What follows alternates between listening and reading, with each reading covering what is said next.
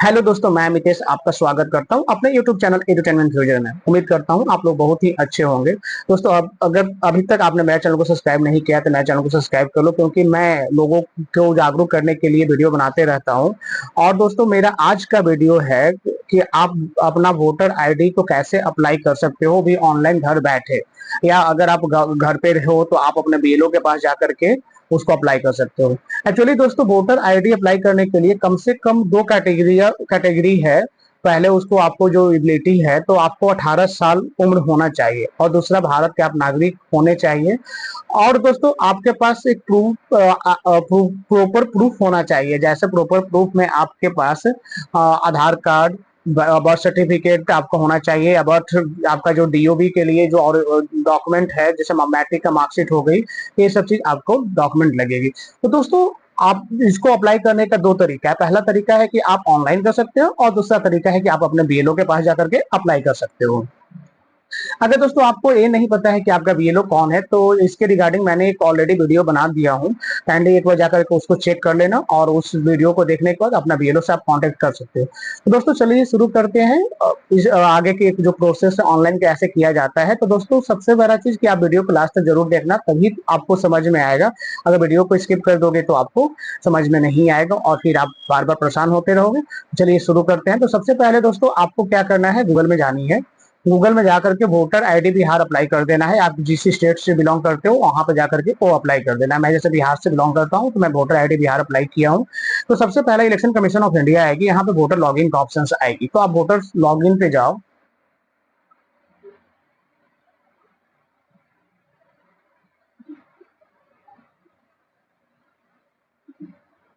अगर आप यहाँ पे आपका अकाउंट नहीं है तो आप यहाँ पे साइन अप करके आप अपना अकाउंट बना सकते हो। जैसे यहाँ पे साइन अप करने का ऑप्शन आ रही है, यहाँ पे आप मोबाइल नंबर आपका जो भी है, जो भी आप प्रोवाइड कर रहे हो, तो उसको आपको डाल करके आपको यहाँ पे साइन अप कर लेना है। तो दोस्तों, मेरा ऑलरेडी अकाउंट बना हुआ है, तो मैं अपना लॉग इन करता हूँ। दोस्तों देखो, इतना मैं अपना जो रजिस्टर्ड मोबाइल नंबर था मैं उसको डाला, और फिर जो कैप्चा था वो कैप्चा डाला। मैं उसके बाद रिक्वेस्ट ओटीपी करता हूँ, तो उस पर मैं ओटीपी डालता हूँ। दोस्तों, जैसे ही आप ओटीपी डालोगे उसका वेरीफाई लॉगिन करना है। आपका ओटीपी आपने जो अभी साइन अप किया है जो मोबाइल नंबर से, आपको उसी पे ओटीपी जाएगा, आप उससे लॉगिन कर रहे हो तो। जैसे ही लॉगिन करोगे तो आपका यहाँ पे एक नोटिफिकेशन आपको ब्लिंक करेगा, बिहार SIR 2025 शुद्ध मतदाता सूची ही सशक्त लोकतंत्र का आधार है। 24 जून 2025 से 30 सितंबर तक। एक्चुअली 30 सितंबर तक जो भी है आपका प्रक्रिया, जो भी SIR का प्रक्रिया है वो कंप्लीट हो जाएगी। और इसका आपका जो वोटर आईडी है जो 30 सितंबर को फाइनल वोटर लिस्ट आपका आ जाएगा। तो दोस्तों, इसमें इसके बारे में तो आपको पता है ही, इसका इस पे ऑलरेडी एक वीडियो बना हुआ है। और आपका जो फाइनल SIR का है मतदाता सूची, वो 30 सितंबर 2025 को आ जाएगी। तो दोस्तों, मैं बात करने वाला हूँ वैसे वोटर्स, जो न्यू वोटर्स हैं जिनका नाम अभी तक ऐड नहीं हुआ है, तो उनके रिगार्डिंग।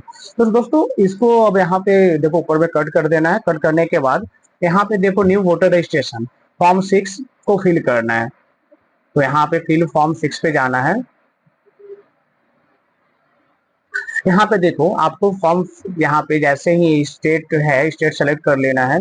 डिस्ट्रिक्ट आपका जो भी है,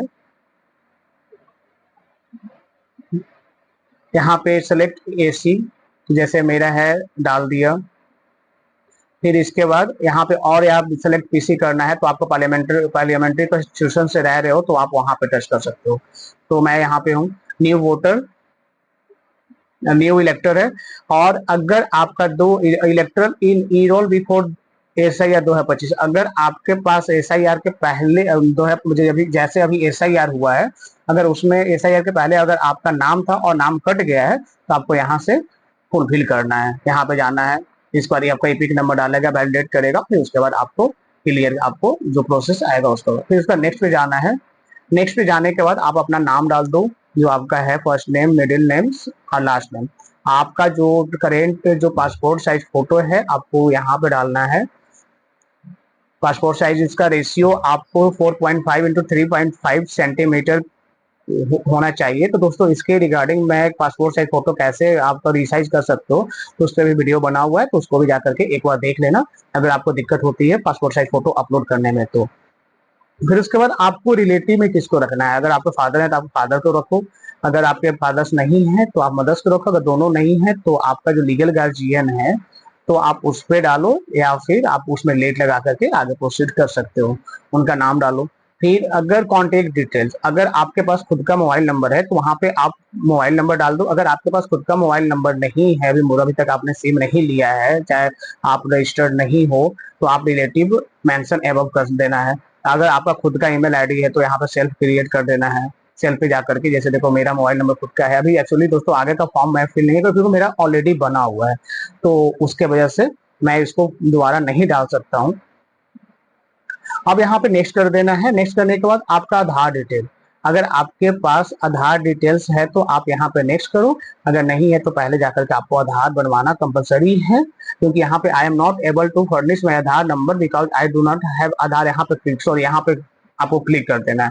जैसे ही क्लिक करोगे तो आपको एड्रेस प्रूफ के लिए आपको कोई ना कोई एक डॉक्यूमेंट लगेगा, आपको आपका आवासीय या रेसिडेंशियल प्रूफ। यहाँ पे अगर नो पे जाते हो तो अगर आपके पास आधार कार्ड ऑलरेडी, तो आज के डेट में 99% लोगों का आधार कार्ड बन चुका है, तो आप आधार कार्ड पे क्लिक करना। अगर आधार पे नहीं कर रहे हो तो आपको वहां पे आपको एक एक्स्ट्रा डॉक्यूमेंट एनसीएल, आपको एनसीएल या डोमिसाइल सर्टिफिकेट आपको देना होगा। आप कौन से जेंडर से बिलोंग करते हो, मेल हो तो मेल डालो, फीमेल हो तो फीमेल डालो। बाकी आगे तो आपको फिर डेट ऑफ बर्थ यहाँ पे डालना है। डेट ऑफ बर्थ जैसे ही डालोगे तो इसमें जो डॉक्यूमेंट है आपको, या तो आप बर्थ सर्टिफिकेट डालो, या फिर आपका जो मैट्रिक का सर्टिफिकेट है उसको आपको डालना है।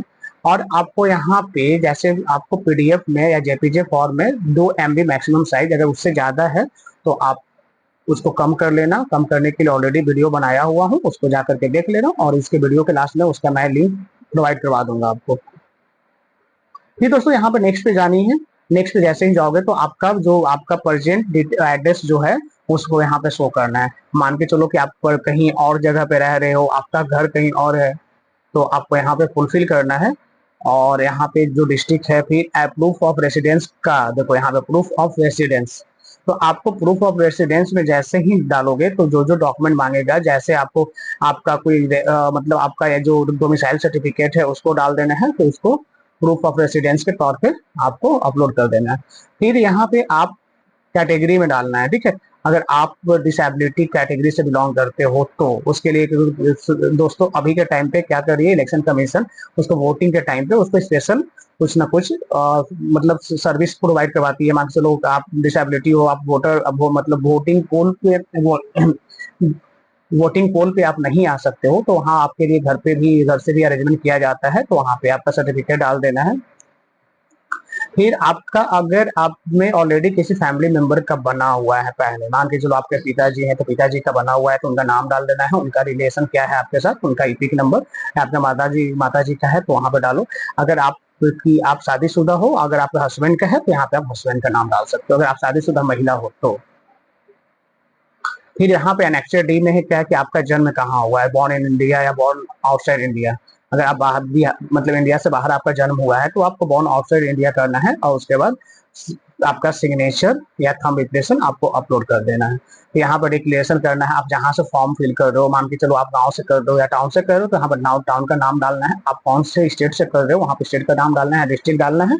और आप 6 मतलब यहाँ पे आई एम ऑर्डर, जो यहाँ पे डेट है आपका, जो मतलब आप जब से जन्म लिए हो वहां से आपको उस को वहां पे डाल देना है आपको, क्या मैं इतना साल से इस इंडिया में रह रहा हूँ।